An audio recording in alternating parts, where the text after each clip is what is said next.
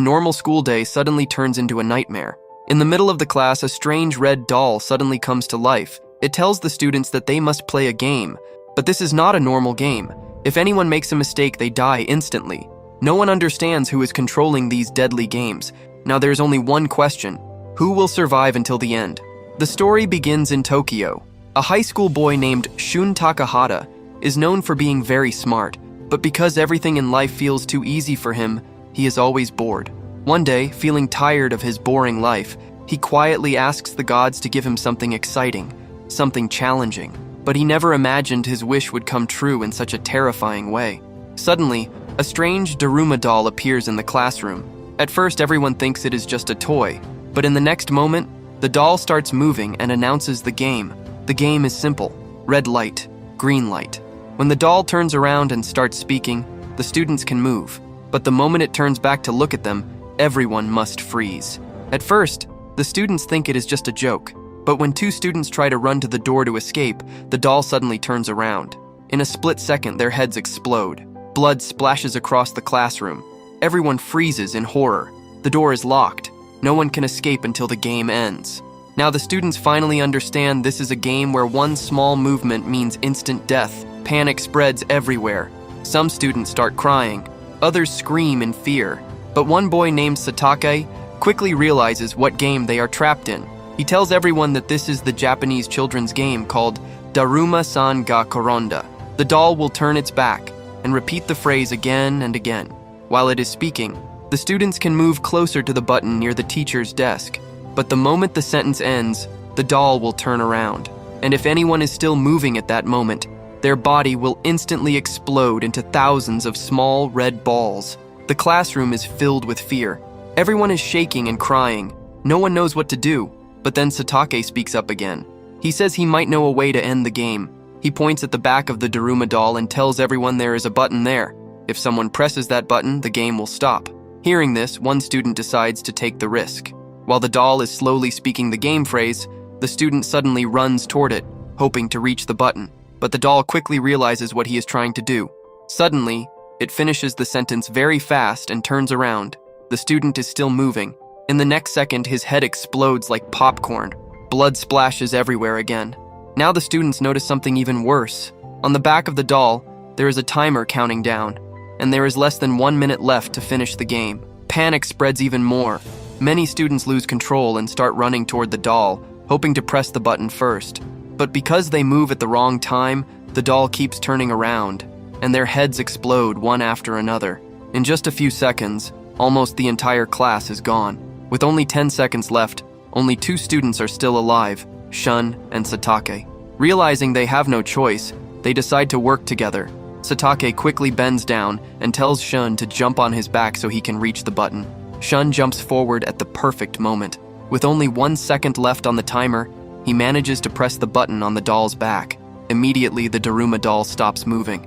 It calmly announces that the game is over. Shun and Satake both feel relieved. They smile and start celebrating, thinking they survived together. But in the next moment, boom, Satake's head suddenly explodes. Shun freezes in shock. The doll then announces in a cold voice that only the person who pressed the button wins the game. Since Shun was the one who pressed it, he is the only winner. Satake is dead. Shun cannot believe what just happened. Surrounded by the bodies of his classmates, he starts shouting for help, hoping someone outside the school can hear him. But suddenly, the Daruma doll speaks again. In a strange voice, it says, "I am the mouse and the cat is coming." No one understands what that means, but it sounds like a clue for the next game. Right after that, the classroom door suddenly opens. Standing at the door is Shun's childhood friend, Ichika Akamoto. She looks completely terrified and shocked. Shun quickly runs to her and asks what happened. Ichika explains that she also played the same Daruma game in her classroom. But in her case, when she pressed the button, all of her classmates died instantly. Hearing this, Shun realizes the same thing happened to him. Both of them are shaken. They decide they need to call the police right away. Shun quickly takes out his phone, but there is no signal at all. Still hoping to escape, they decide to leave the school and ask for help outside. But when they try the doors, they discover something scary. Every door in the school is locked. The only door that is open leads to the gymnasium. With no other choice, Shun and Ichika walk inside. The moment they enter, the door behind them suddenly slams shut. They are trapped again. But this time, they are not alone. In the center of the gym, several other students are already standing there. Some of them are even wearing rat costumes. As Shun walks closer, he notices strange Japanese words written on the floor. After reading them carefully, he realizes they are the rules for the next game. The message says, "Give the bell to the cat to win."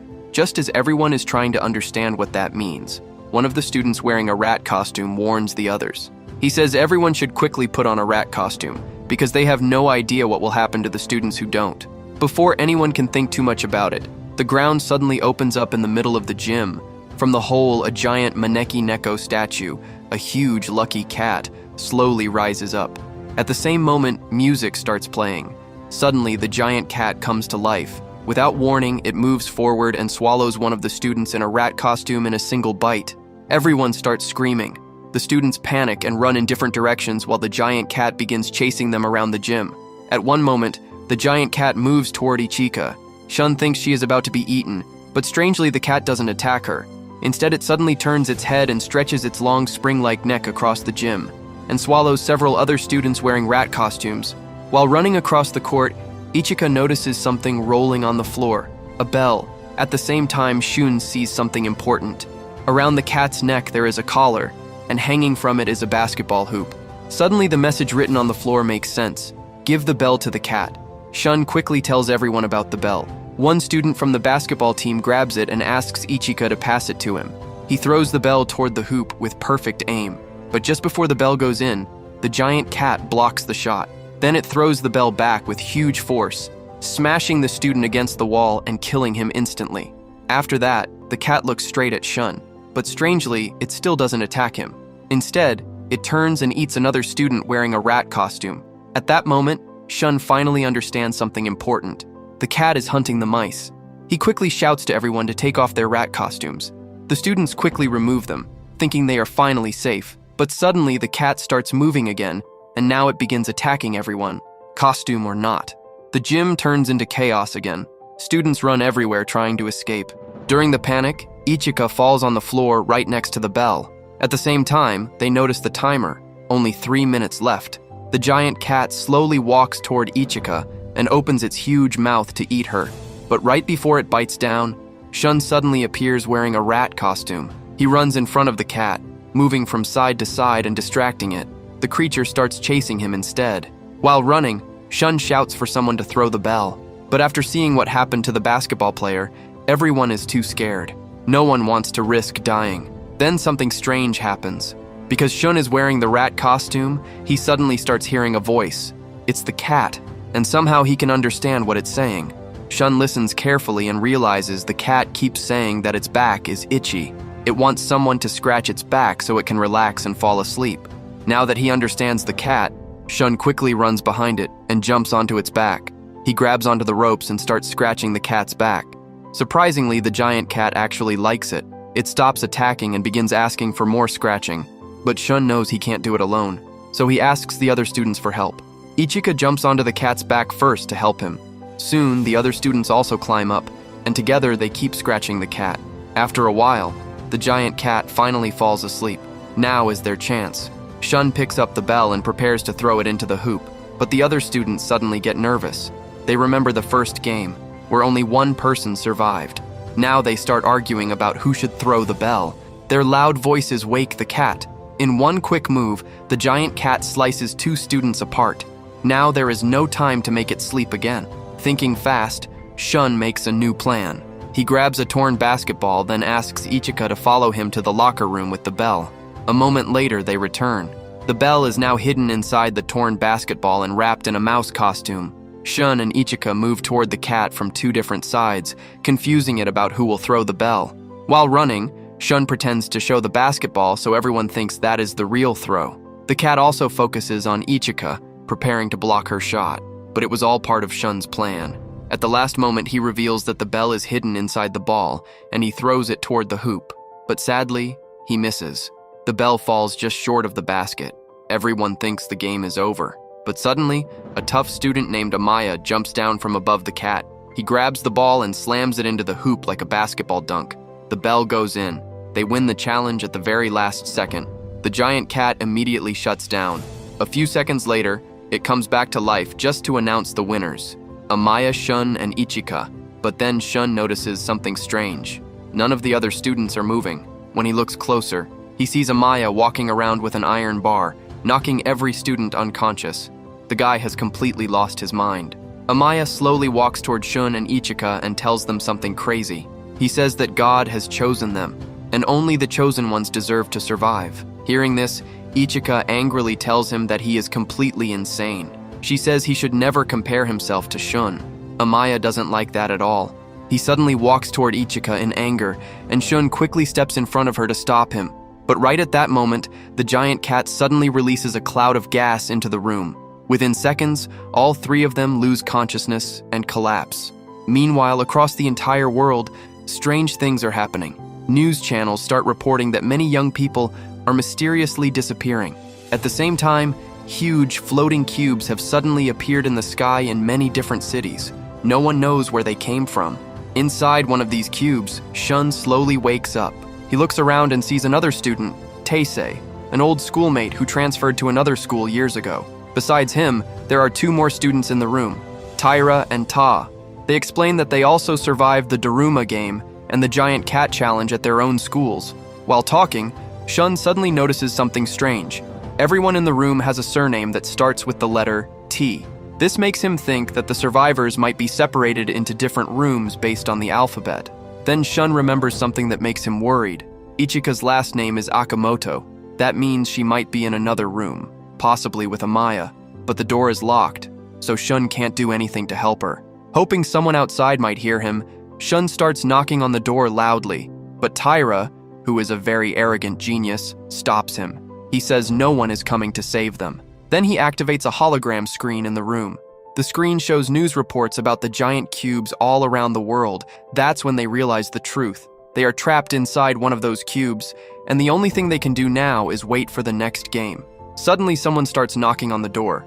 To everyone's surprise, the locked door slowly unlocks by itself. 4 small Kokoshi dolls walk into the room. One of the dolls looks at Tyra and invites him to play the next game. Because he is very confident in his intelligence, Tyra accepts immediately without thinking twice. The dolls then explain the rules of the game. The challenge is a traditional game called Kagome Kagome. In this game, one player sits in the center wearing a blindfold, while the spirits walk in a circle around them and sing a song. When the song stops, the player has 10 seconds to guess which spirit is standing behind them. If they guess wrong, they die. Tyra thinks the game will be easy. He sits down in the center and puts on the blindfold. The dolls begin walking around him while singing the strange song. But when the song suddenly stops, Tyra becomes nervous. He quickly guesses, but his answer is wrong. One of the dolls opens its eyes and shoots a strange beam of light at him. Suddenly, Tyra loses control of his body. His head begins slamming into the floor again and again until his skull breaks open. After killing him, the dolls invite Ta to play next. She is terrified and refuses at first. But the dolls tell her that if she refuses, she will die anyway. So with no other choice, she sits down for the game. When it's time to guess who is behind her, Ta becomes so scared that she takes too long to answer. 10 seconds pass. She is immediately disqualified. In panic, she tries to run away, but the Kokoshi dolls surround her. This time, instead of using the beam, each doll grabs one of her legs and pulls in different directions. Her body is torn apart. Now only Shun and Taisei are left. The dolls invite Taisei to play next, but Shun can see that she is too scared to focus. So he quickly steps forward and offers to play in her place. Shun sits in the center of the room and puts on the blindfold. The dolls start walking around him, singing the strange song again. When the song stops, Shun waits carefully, listening to every sound. But before he answers, one of the dolls suddenly says that time is up. Right at that moment, Shun loudly shouts the name of the doll behind him. The dolls repeat that time is up, but Shun calmly explains something. He says he recorded everything on his phone. When he checks the recording, it shows that only 6 seconds had passed before he answered. So he actually guessed within the allowed time. The dolls become curious and ask how he figured it out. Shun explains that during the previous rounds, the dolls kept the same positions every time. Also, the same doll always announced when the time ended. So Shun simply waited to hear the voice, and used that to figure out where each doll was standing. Since he answered correctly within 10 seconds, the dolls suddenly turn into dust. From their ashes, a small key appears on the floor, With no more obstacles in the room, Shun and Taisei pick up the key and walk out of the room together. But the moment they step into the hallway, they see something strange. Another student is running toward them in panic. He also has a key, and behind him, a Kokeshi doll is chasing him. The boy quickly shouts a warning. He says that this doll only attacks people who are alone. If they hold hands and stay together, the doll will leave them alone. So the three of them quickly grab each other's hands.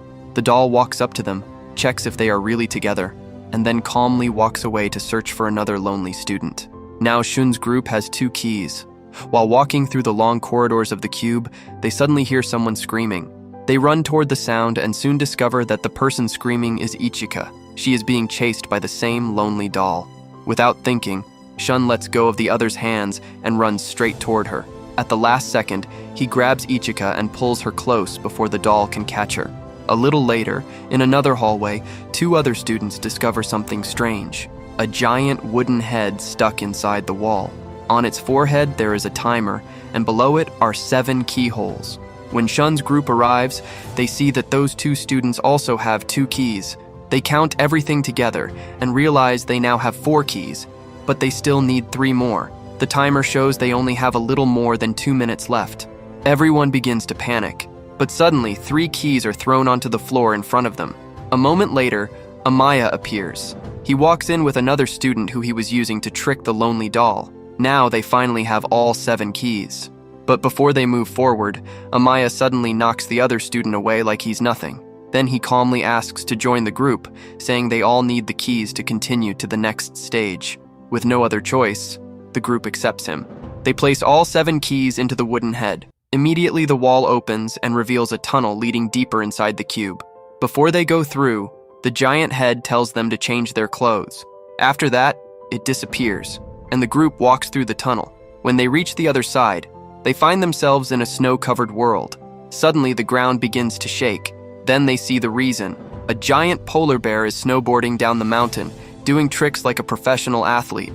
After finishing his ridiculous performance, the polar bear stops in front of them. He announces the next challenge. The bear says he hates lies, so this game will test their honesty. The rules are simple. He will ask questions, and everyone must answer honestly. If someone lies, the bear will smell it in the air. Then the group must decide who the liar is. If they choose correctly, they move on to the next stage. The bear starts with an easy question. He asks everyone, "What is your favorite food?" The group relaxes, thinking the game will be simple. Everyone answers. But right after that, the bear begins sniffing the air. Then he says he smells a lie. Because someone broke the rule, the group now has 2 minutes to decide who lied. After arguing for a while, most of them accuse the student that Shun and Ichika saved earlier. Without hesitation, the giant bear swings his huge hand. The boy's body is crushed instantly. Now the bear moves on to the next question. He asks everyone if they like Shun. Ichika and Taisei both say they like him. Amaya also says he likes Shun. But after everyone answers, the bear says one of them lied again. Ichika immediately points at Amaya, saying he tried to kill them earlier.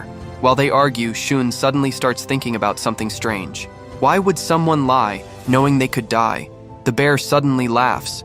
He says Shun is finally starting to understand. Then the bear reveals something shocking. He says one of his servants is hiding among them, pretending to be a human and lying so the others will get eliminated. After hearing this, the 2 students from the other school start thinking. They suddenly accuse Taisei. Their reason is simple. Shun, Ichika, and Amaya all went to the same school, so they already knew each other before the games. But Taisei came from another school and joined them later, so they believe she must be the imposter. Shun and Ichika quickly try to defend her, but the others ignore them. At the last second, they voted against Taisei. Suddenly her body is crushed into a pile of blood. Now only a few players are left. The bear prepares to ask the next question, but before he can speak, Shun suddenly steps forward. He says he already knows who the real traitor is. The bear stops and looks at him with curiosity. Then Shun says something shocking. He says the polar bear is the real liar. The bear looks confused, so Shun explains his idea. He says Taisei actually helped him figure it out before she died. When Taisei's blood splashed on the bear's hand, it washed away some of the white paint on its fur. Under the paint, the fur was black. That means the creature was never a polar bear. It was actually a black bear pretending to be something else. Since the bear already lied about its own color, Shun realizes something important. If it lied about that, then maybe everything else it said was also a lie. That means there was never any traitor among them. The bear was just tricking them so they would start accusing and killing each other. Hearing this, the demon bear becomes furious. It suddenly jumps into the air and tries to crush the group with its body, but Shun and the others quickly move away. The bear misses them and falls straight into a nearby hot spring. The boiling water burns the creature from the inside. It starts screaming in pain as its body begins to melt. Finally, the monster accepts defeat. Before disappearing, it tells the survivors where they must go for the next challenge. Soon after, Shun, Ichika, and Amaya reach the new location. There, they are greeted by another group of strange dolls. The dolls announce that the final challenge will begin now. The game is called Kick the Can. It is a dark version of hide and seek. The dolls explain the rules. One player will be chosen as Akuma, which means the demon who searches for the others. Before starting, Akuma must take a can placed high above and put it in the center of a circle on the ground. While Akuma is doing that, the other players must quickly hide somewhere. If they can stay hidden until sunset, they win, but Akuma can win too. If Akuma finds someone, he must shout their name and step on the can. Once he does that, the person is captured and locked inside a prison cell until the game ends. However, the dolls reveal another rule. Captured players can still be saved. If one of the free players manages to kick the can, all the prisoners will be released. But there is a terrible catch. The can has a hidden explosive inside it. The moment someone kicks the can, it will explode. So the person who saves everyone will die instantly. In short, the goal is simple. The survivors must hide until sunset, but Akuma must capture 3 people and stop the last survivor from kicking the can. After explaining everything, one of the dolls pulls several wooden sticks from its mouth to draw lots and choose who will become Akuma. Everyone waits nervously. Then the result appears. The chosen player is Amaya, the most dangerous and unstable person among them. The other survivors freeze in fear. The game is about to start, but the moment the dolls give the signal, Amaya suddenly kicks one of the players into the can, knocking it down before anyone even has time to hide. He picks up the can, places it in the center of the circle, and begins hunting the others. Very quickly, he finds the 2 students from the other school hiding nearby. The 2 of them try to fight back and attack him together, but Amaya is far too strong. Even 2 against 1, they are easily defeated. Amaya captures them and locks them inside the prison cell. Not far away, Ichika is secretly watching everything. But while she is looking at Amaya stepping on the can, she accidentally makes a small movement. Amaya immediately notices. Now he knows exactly where she is. And he also realizes that Shun must be nearby.